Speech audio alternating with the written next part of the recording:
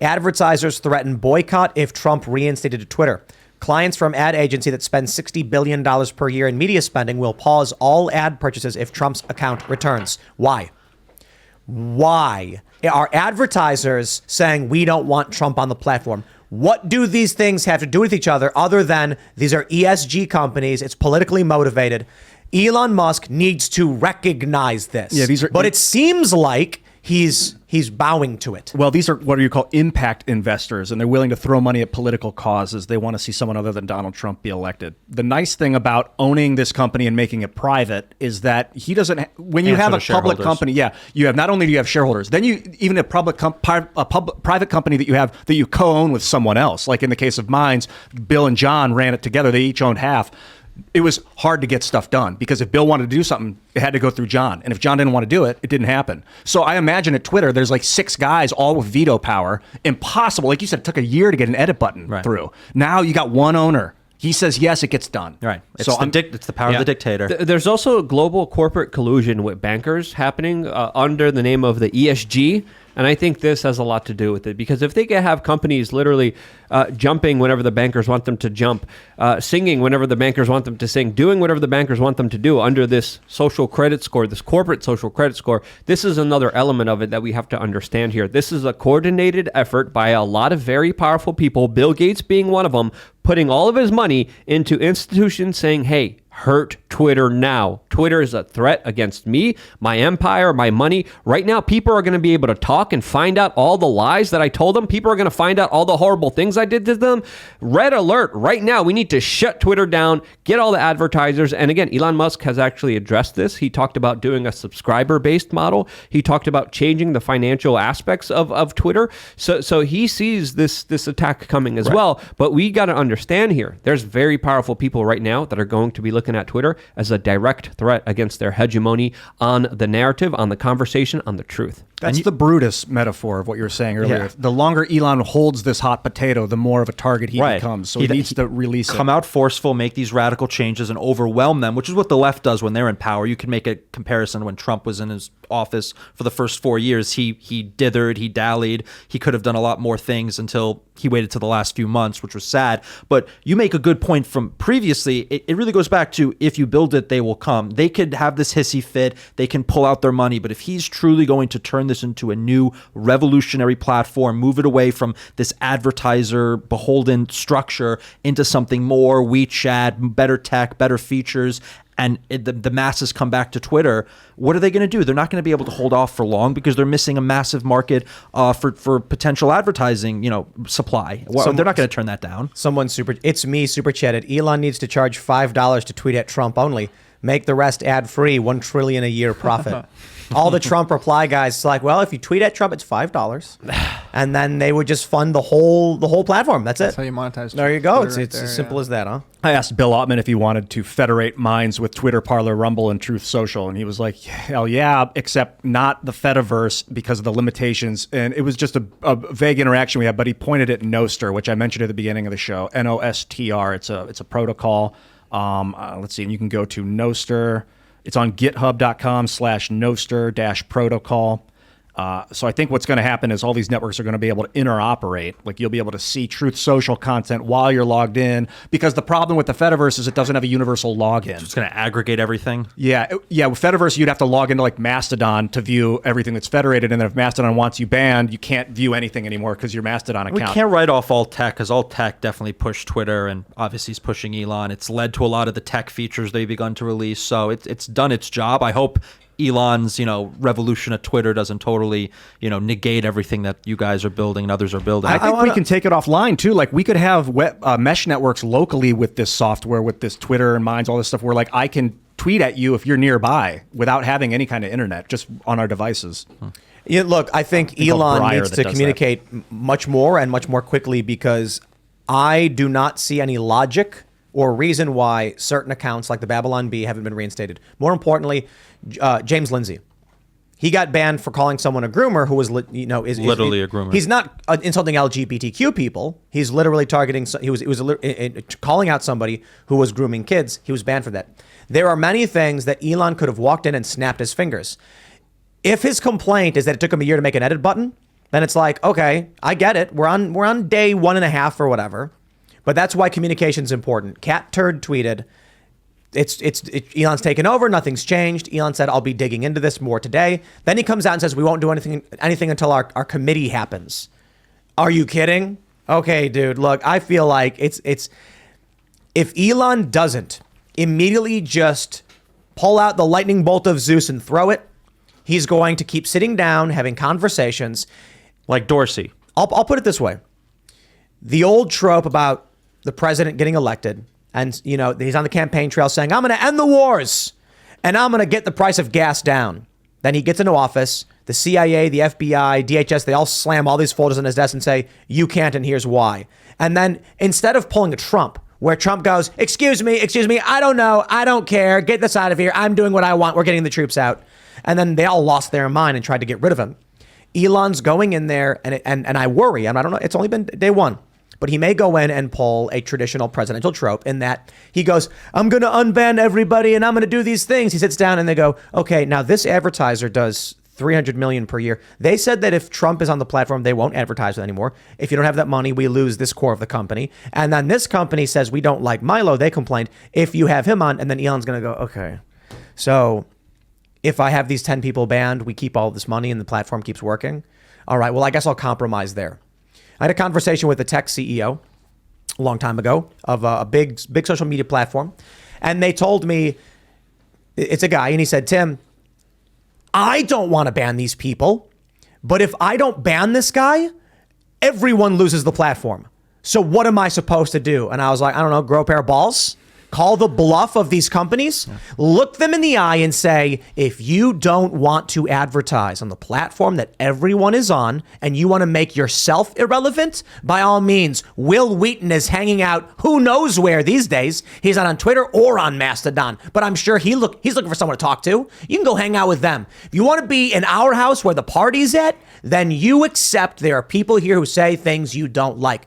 If Elon doesn't just assert that immediately, we're spiraling back into the same problem. Right. The fact that he's saying we need a diverse board to decide this, I'm all like, there we go again. It's Dorsey I heard the stuff. same thing from Dorsey 3 years ago, and Elon's saying the same thing again. I said it was a bad move. I stand by it. And I like how he's obviously being very responsive in the Twitter replies, but Jack was the same. And Exactly. he went on Rogan, he did all the song and dance, and nothing changed. So he's going to repeat history, and it's going to lead to the continued downfall of Twitter. And again, it goes back to Trump. But what do now you have he to loses. lose? But this is why the Twitter execs cashed out. Right. They were like, all right, it's all yours, buddy. Yeah, Yeah, enjoy. I have hope Well, that we'll things will see be what different because let time tell. Yeah, Jack- it's still early on here. when Jack was involved, it was a public company and he didn't have control Fair, of it at that point fair. anymore. He was just kind of saying was what a he puppet. wanted, but Elon has full control at this Yeah. point. I mean, Which means except there's for no the FBI and the things like that. Right. Legal, he can't do illegal things, obviously. But he's got Radical the change. reins and he's got his foot on the gas. The stakes are so Yeah, we do high, need we have radical to hold change. his feet to the fire, to the coals. Just the stakes couldn't be higher. This is a civilizational type of thing we're dealing with. This is the public square. This is the means of communication, the way to disseminate any kind of idea. So it's not just any other business. It's not a retail operation. It's not a car company. It's really goes beyond that. Maybe not on the financial side, but certainly on the civilizational side. Here's what's going to happen. He's convening this diverse viewpoint moderation committee. Ecumenical council. And here's what's going to happen. If he does have progressives on it, they're going to say, do not reinstate Alex Jones. He's a violent, authoritarian, fascist bigot. Elon is going to have to tell them to screw off, or he's going to have to listen to them. Either way, what's the point of doing the council? If you got to tell them to screw off anyway, because you know what their answer is going to be, then just unban Jones. If you are not going to, then you're just listening to the mob. There's no middle ground here. There's no magical world where the people who burned down cities for in the George Floyd rise and then lie about it in the media. There's no world where they are like peacefully negotiating with you. Because the left governs in the private sector and the public sector by their ideology, and their ideology will dictate their actions. And then you have, good intentioned people like Elon coming into it, and they're like, we'll make a committee, we'll make a council, let's let everyone hear it out, and it doesn't go anywhere. Yeah. I'll take the win for now. I don't want to be total negative Nancy on this one. It's been good. I'm just genuinely confused as to why he didn't unban the Babylon Bee immediately. It would have been big press. It would have been good. I can imagine a few things. The reason why Twitter bans the people they do is because advertisers demand it. That's it. Because the left is good at organizing. They don't just send complaints themselves. They complain to advertisers and say, we will come for you.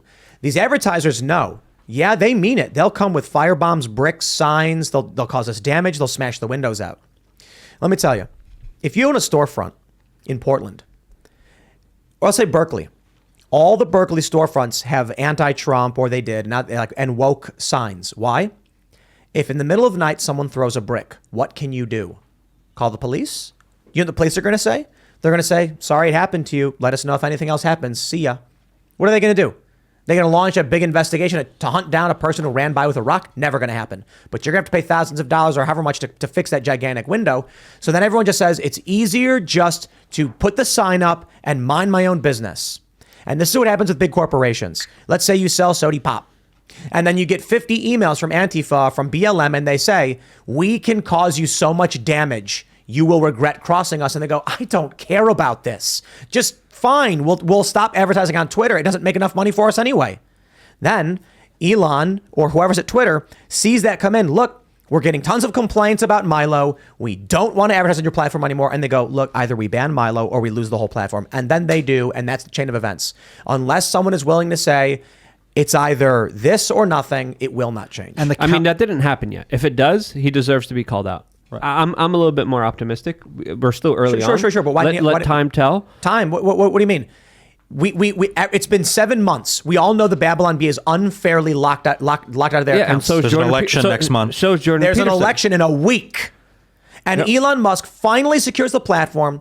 And if anything he could do is say, my friends, the Babylon Bee shouldn't have been banned. I already know that's true. I am going to remove this lock. As for other people, I don't know. I am going to need some time to work through this. I'd accept that. And the counter argument to what you just stated before is that Twitter has been thoroughly wokeified for years, and it's an unprofitable, dying platform. It's been continuously making bad mistakes on the tech front. It's losing users. Most of its users are bots. They've tried the fully woke model, and it's not working from a financial perspective. So if he's going to be intimidated by the supposed financial repercussions of allowing more free speech, unbanning the Babylon Bee, I think the Babylon Bee is back.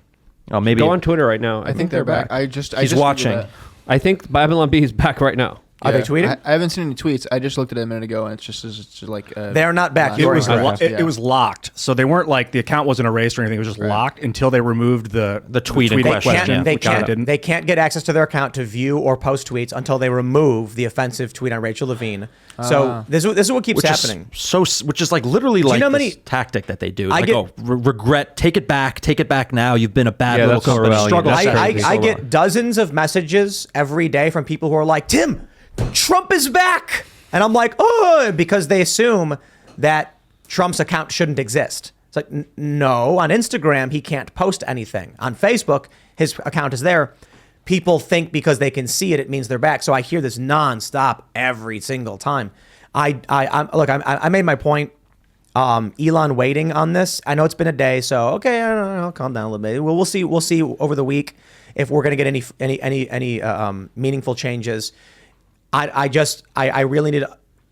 I think the move. I don't understand why we didn't see anything. The move is to do it all at once, and you say in a sweeping move, all accounts that have been banned or locked that didn't violate U.S. state law are hereby reinstated. Agreed. Yeah, and he could do that today, right now, and probably take the weekend to do it, and then on Monday morning, or he'll do it at a weird. He'll do it 4:20 on Sunday. And again, it makes it so much harder for them to respond. The concern is that big advertisers like this one are saying we'll pull our ads.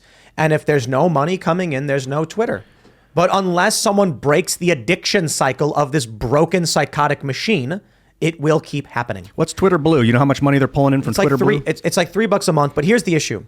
You want to know why Antifa is allowed to organize illegal activity on the platform and get away with it? Because Twitter is scared of them. Because the big advertisers are scared of them. That's why they don't get banned, because they're the... Look, I say it all the time. Does Twitter headquarters, pre-Elon, were they ever scared that like Dave Rubin is going to lead a bunch of classic liberals with pitchforks and torches to their doorstep? No. Are they concerned a bunch of black masked lunatic psychopaths with bricks and Molotovs and guns would? Yeah, because they do. So Twitter Facebook, YouTube, every advertiser, they are scared to death that one day they'll walk outside their building and some guy will hit him in the face with a brick. And it's not going to be a conservative. So we can ban the conservatives because they won't do anything about it anyway, but we better not cross Antifa and the extremist left. It's still happening right now. And you're presenting a broader political dilemma, is that it's this asymmetrical political fight where the conservatives or the right wing are fighting with their hands tied behind their back, and the left wing are bringing guns to a knife fight or not even to a fight at all. And they're just playing to win.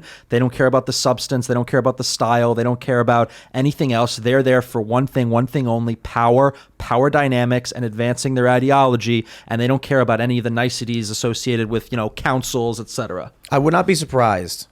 Okay, look, it's a victory that Elon bought the platform. We cracked the Louis XIII. I know. But I'm eager to make sure this goes in the right direction. And his announcement about some diverse viewpoint council sounds just like Jack Dorsey, just like Vijaya Gadde. It sounds exactly like what they were saying. Based on that, I wouldn't be surprised. I'm not saying it's highly probable if come April, there's me sitting with Elon and Joe being like, Elon, why won't you do this? We had this Antifa person, and Elon's going to be like, we're going in and we're trying to make sure we're doing it fair, blah, blah, blah, blah, blah. I'm not saying it's highly probable. I'm not saying I would bet on that. I'm saying I wouldn't be surprised based on wanting a diverse viewpoint committee or whatever. I'm like, that right there was just like, oh, that's more BS. Start a crypto token, start a utility token, Elon, a Twitter token. What if he puts Doge on Twitter? Yeah, use Doge, and then you can pay users with Doge coins. So here's another strange phenomenon we can talk about. Here's my social blade for my Twitter account. Look at me with 1,361,000 followers. Thank you for following me. I just tweet nonsense. I've lost 5,000 so far this month, but that's up 22%. And probably because I've been, I just tweet kind of stupid nonsense. But today, I gained 4,264 followers. What about you, Luke? You gained a bunch of followers? I did, and a whole bunch of engagement, a whole bunch of likes that I never had before. I'm going to check right now on social. Maybe they have started with the lower level accounts and they're working their way up, and these are some of the... Well, he said he didn't make any changes. Yeah, he said no changes have happened. Thanks for checking out this segment from the Timcast IRL podcast. But if you want to check out the full show live, tune in Monday through Friday at 8 p.m. And if you want more special access content, head over to timcast.com and become a member. Your membership helps sustain this company, keep our journalists employed, makes this show happen, and you will get access to exclusive members-only segments of the Timcast IRL podcast, and there's a massive library to check out. So again, go to timcast.com or tune in Monday through Friday at 8 p.m., and we'll see you all there.